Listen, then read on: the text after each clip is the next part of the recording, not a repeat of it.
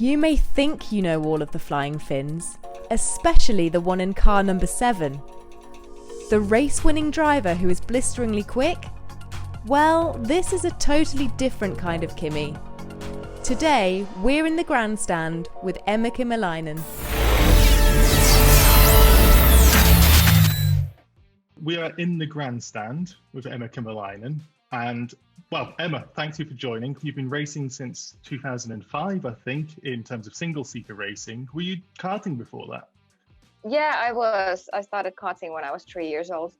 So it's been a long time. I did my first race when I was 5. So, yeah, pretty many years already. So was that competitive racing? Yeah. Well, it was. I started at the age of 5. I got a bigger kart, and then I could participate in races. And then in Finland, at the age of 10, you can do national competitions as well. So then it was like a Finnish championship, and I was racing together with many good drivers, such as Valtteri Bottas, for example. Oh wow, awesome! Yeah, we're the same age, so we know each other well. Was it like a personal interest that got you into racing, or was it your parents encouraging you into it?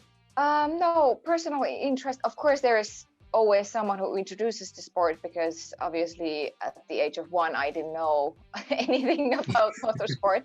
So obviously it's my dad to blame. He has always been a motorsport enthusiastic and wanted to buy a go-kart for himself just for fun. And then at the same time, then my brother and we got a smaller go-kart together with my cousins. That's so fun. So with all that then led into the single-seater racing stuff. How did that come about, from progressing to go-karts up to the single-seaters? Yeah, well, it was more of it was about budget as well. I got a little bit annoyed with karting because it was, the chassis and all the equipment that you have. It's all about how much budget you have. So we also wanted to move on a little bit to single seaters where the cars are exactly the same and there is not many manufacturers involved. So yeah. And so you went from the single seaters. You had a bit of a hiatus from the 2008 crash, as far as I can understand, with, it sounds like, the budget reasons, sponsorship, all the usual stuff with motorsport. And then you returned back into tintops and the Swedish touring cars. How did that all come about? How come you wanted to return? Yeah, it was 2010 when I had the hiatus. Like, from there, there had been, obviously the financial crisis at that time was a big thing. So it was really, really tough to get any funding. And then I had plenty of discussions going on, but all of them just, they just didn't happen. And then I just, decided that, okay, when all of the things that were ongoing was not happening. And then I decided that, okay, maybe I'll concentrate on other things for a while and keep all the doors open if something comes later on. And then it took 3 years after that until I got that golden phone call no one ever gets, saying that they've been having an eye on me for a really long time, and now they have established the team, and the team is ready to take me on board as a professional. And it was a dream come true in a way, in a Scandinavian Touring Car Championship it was. Yeah, so with all that, then it turns back to single-seaters like you like, and WSeries. How did you first hear about that? Was that something you wanted to apply for, or did you get approached in a similar way?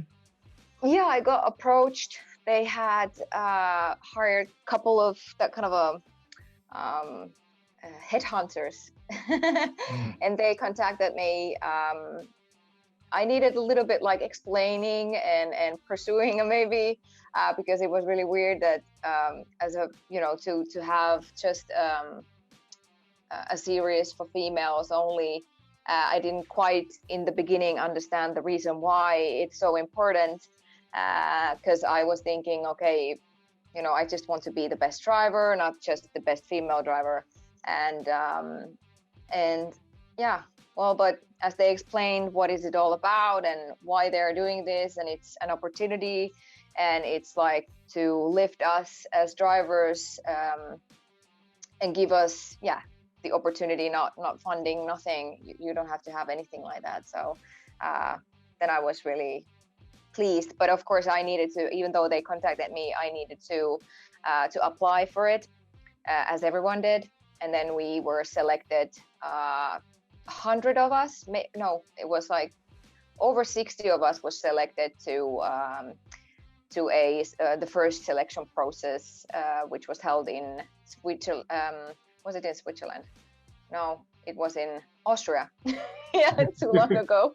It was in Austria. And then 30 of us from there went to another selection process, which was held in Almeria, Spain. And then there we drove the Formula 3 cars for the first time. And then 10 of us were selected just before the other 8 still were elected. So yeah, that was pretty nice. So we were elected just because of our talent, nothing more. They checked the physical abilities, mental abilities, your teamwork abilities, the racing for sure, the driving itself, understanding of car, your presentation skills, all that. So it was really intense week at Austria, and then there was another intensive week in Almeria, but I really enjoyed it. Yeah. You joined in 2019, and then you just had such a terrific season, but marred, of course, by the first half. So first lap at Hockenheim taken out, and then that aggravated an injury you had, 2 races out, and then you returned, 3 fastest laps. And from my rough calculations, you'd have won the championship if it was from round 4 onwards. So do you think you could have won it? Yeah, for sure. I was, that was my aim all the time. And I knew, because of the testing and all of those selection processes and what we had, so I knew definitely that I have what it takes to win the championship. But that's the case. You just need to, you need to succeed every time, and you can't have any crashes or anything like that when it's only 6 races.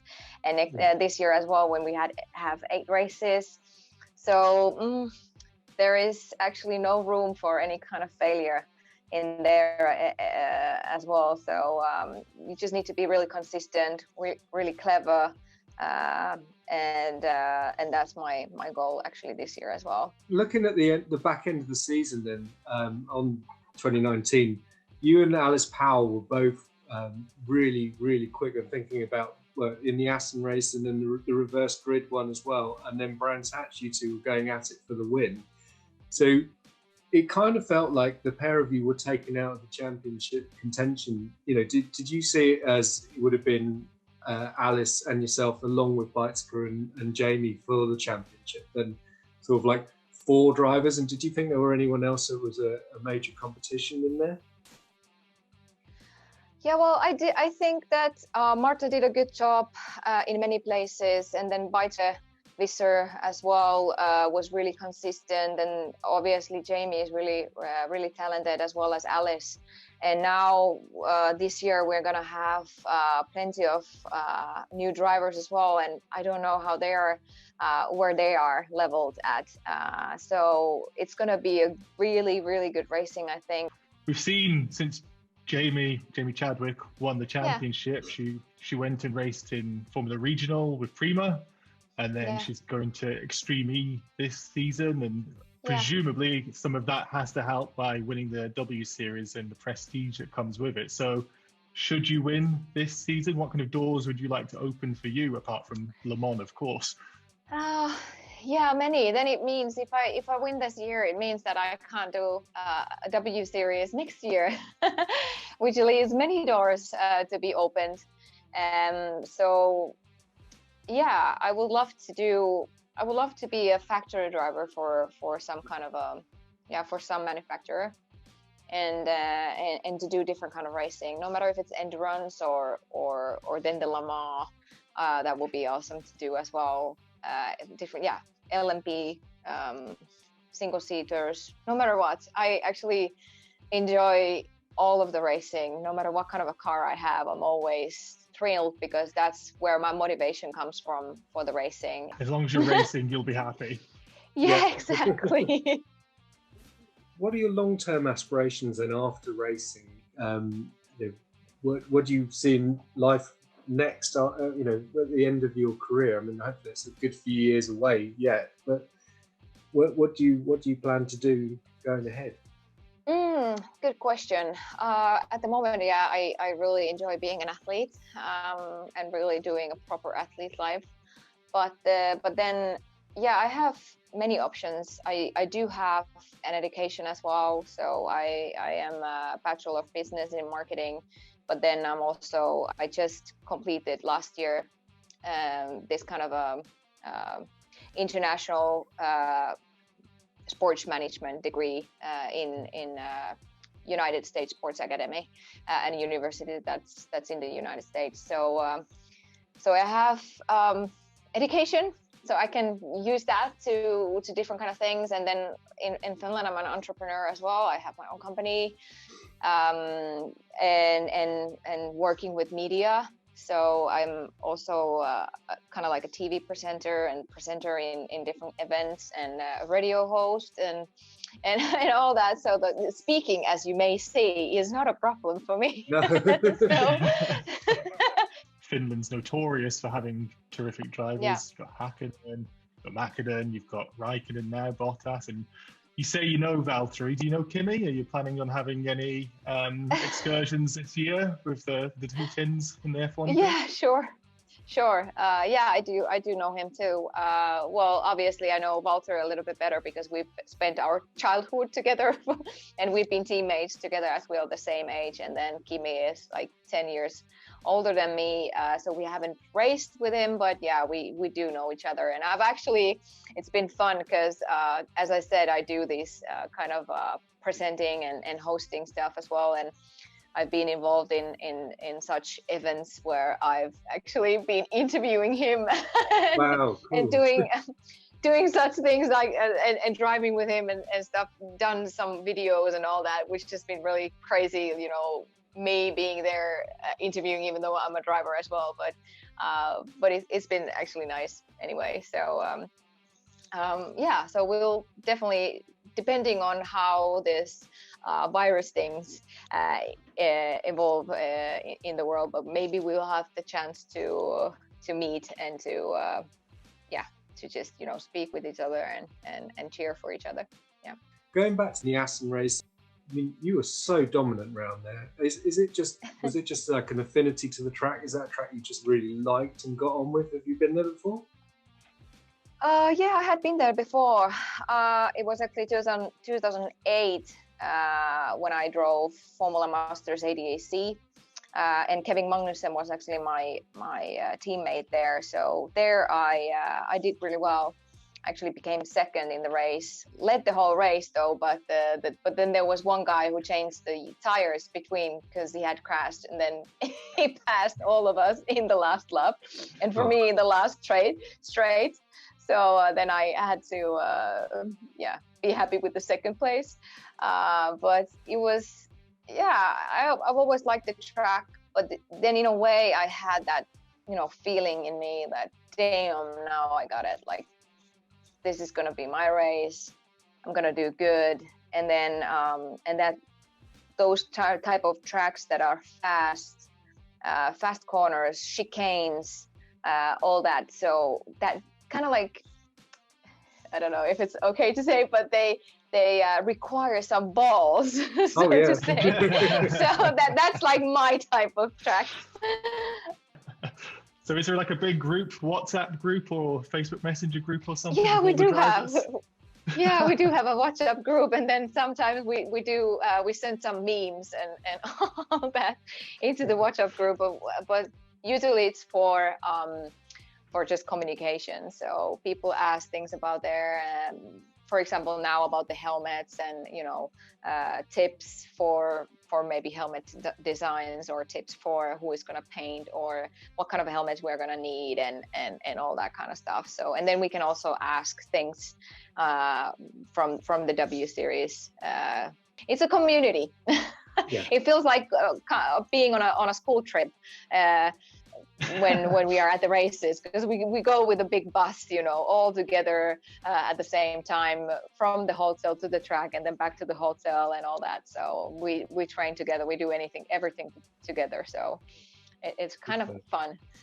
There's one more question I've got to ask. So of course, that you've mentioned you've got a daughter, and WSeries of course is promoting women in racing. So with or without WSeries, would you want to see your daughter follow in the footsteps?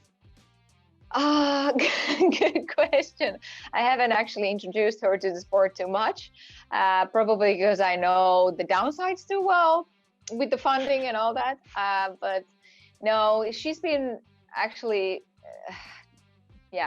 doing karts for a couple of times, and she's actually really good. So, but now I've asked if she wants to go and drive, and she said that no. So I don't blame her. And as now when I'm still active, it will be probably, you know, I don't know how it will fit if we went on, supporting fully on her. So I don't know. I will support no matter what she wants to do. In her life, she can become a superhero if she wants, and I will always back her up. So right. It's up to her. She can decide. I will be there, and my husband will be there for her, and our dog will be there for her. The whole family supporting. So Amazing stuff. Well, Emma, the best of luck for this season, and we'll be cheering you on, and fingers crossed you get that championship that you richly deserve. Thanks. Yes. Thank you. You too. Thank you for being so open, Emma. Hopefully you're going to have an amazing season, and hopefully we can have another chat with you at some point, maybe in the middle of the season, and see how things are going. But it's been terrific. So I want to say thank you for joining us in the Grandstand, and have a terrific 2021. We can't wait to see you on track. Yeah, thank you. You too. Enjoy the year. Thanks. Bye.